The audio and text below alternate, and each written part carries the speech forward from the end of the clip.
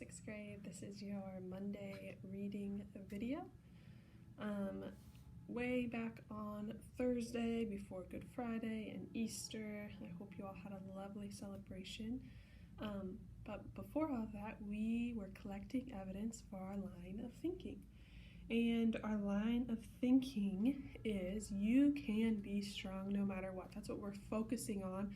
That's what we're trying to pull meaning out of for the rest of the book, for the time we read. So we have several pieces of evidence. They should already be written in your notebook, but we are going to continue collecting evidence today.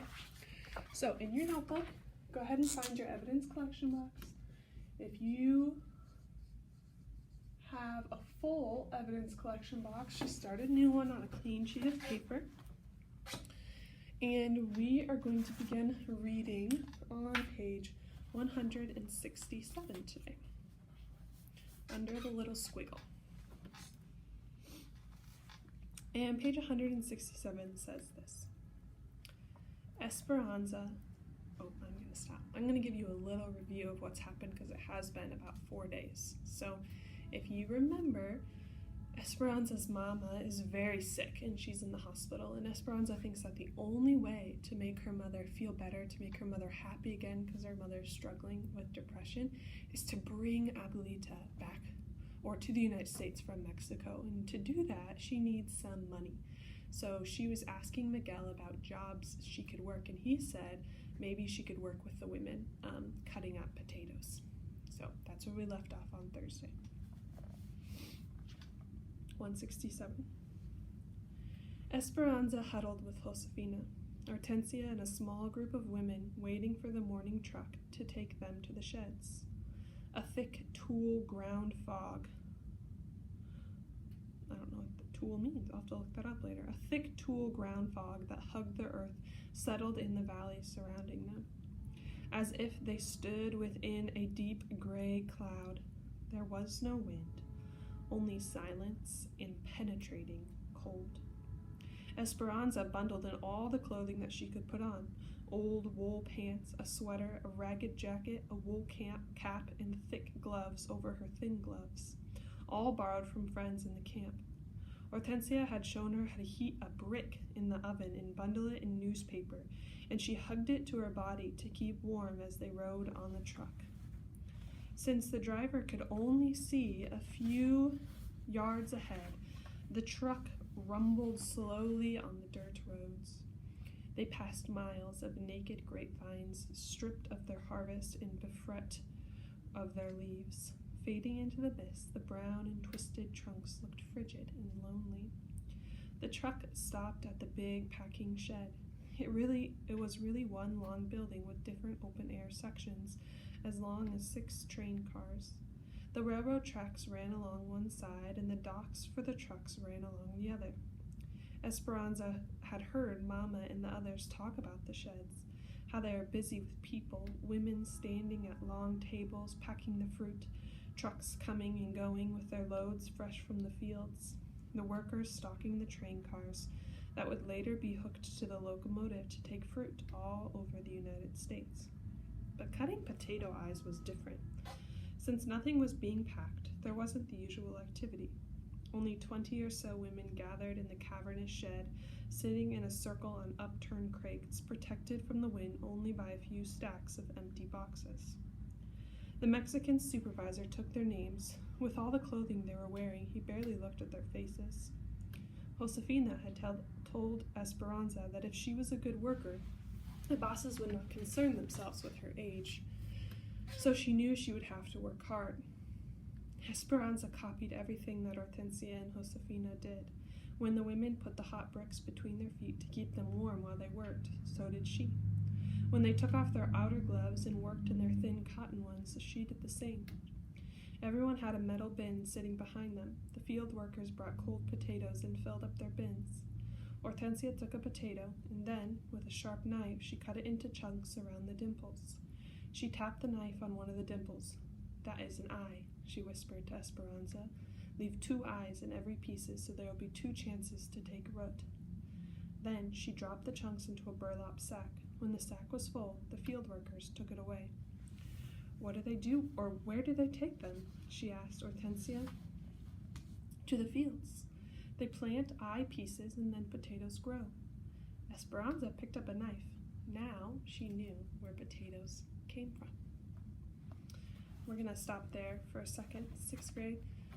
I want you to think, what piece of evidence could you write down from what we've just read that Esperanza or anybody is showing strength? I'll have you pause the video and write that down.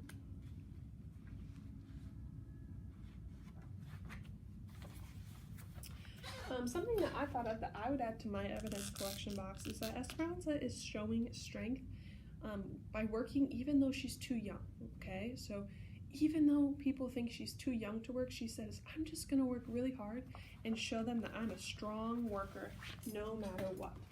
So to put that in words, I might say Esperanza works hard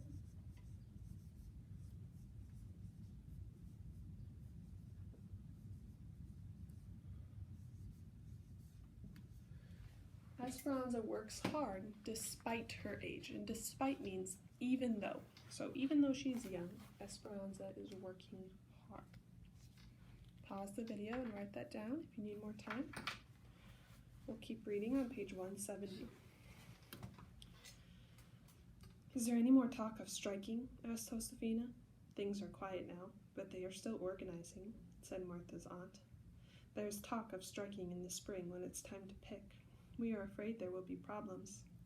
If they refuse to work, they will lose their cabrins and in the migrant camps. And then where will they live? Or worse, they could be sent back to Mexico. How can they send them all back? Asked Hortensia. Repatriation.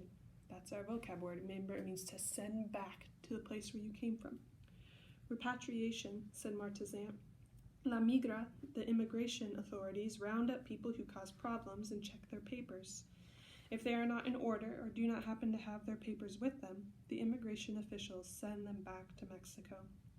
We have heard that they've sent people whose families have lived here for generations, those who are citizens and have never been to Mexico. Esperanza remembered the train at the border and the people being herded onto it. She had been thankful for the papers that Abuelita's sisters had arranged. Martha's aunt said, There's also some talk about harming Mexicans who continue to work. The other women sitting around the circle pretended to concentrate on their potatoes, but Esperanza noticed worried glances and raised eyebrows. Then Hortensia cleared her throat and said, Are you saying that if we continue to work during the spring, your niece and her friends might harm us? We are praying that that does not happen. My husband says we will not join them. We have too many mouths to feed, and he has told Martha she cannot stay with us. We can't risk being asked to leave the camp or losing our jobs because of our niece. Heads nodded in sympathy, and the circle was silent except for the sound of knives cutting crisp potatoes. Is anyone going to Mexico for La Navidad? That means Christmas, asked another woman, wisely changing the subject. Esperanza kept cutting the potato but listened carefully, hoping someone would be going to Aguascalientes for Christmas. But no one seemed to be traveling anywhere near there. A worker refilled Esperanza's metal bin with another load of cold potatoes. The rumbling noise brought back her thoughts of what Martha's aunt had said. If it was true that the strikers would threaten people who kept working, they might try and stop her too. Esperanza thought of Mama in the hospital and Abuelita in Mexico and how much depended on her being able to work. If she was lucky enough to have a job in the spring, no one was going to get in her way. So we're going to pause there for a second. Good readers notice how main characters change in the course of the story. So in this section of the text, I want you to think about, has Esperanza changed from the beginning of the book to the end of the book? I want you to think about that. And on a clean page of your notebook, don't erase this evidence, but I'm going to so you can see. I want you to write on a clean page how, this is an H,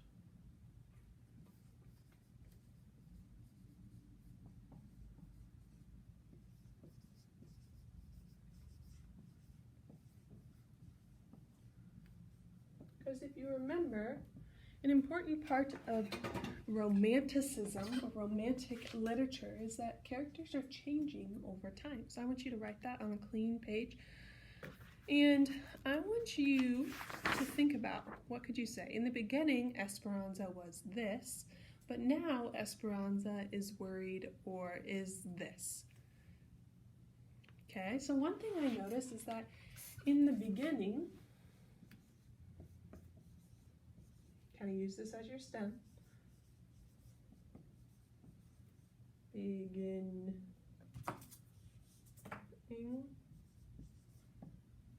Esperanza. Goodness. I'm just going to write E. Didn't know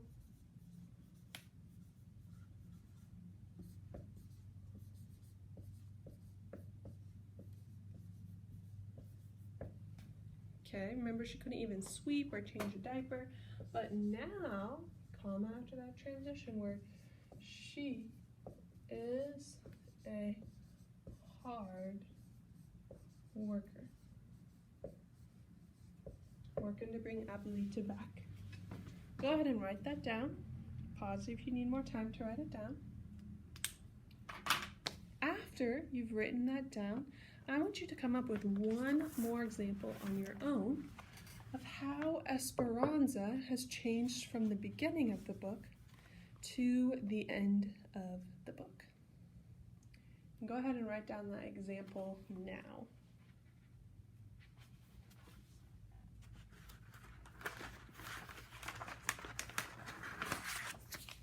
Okay.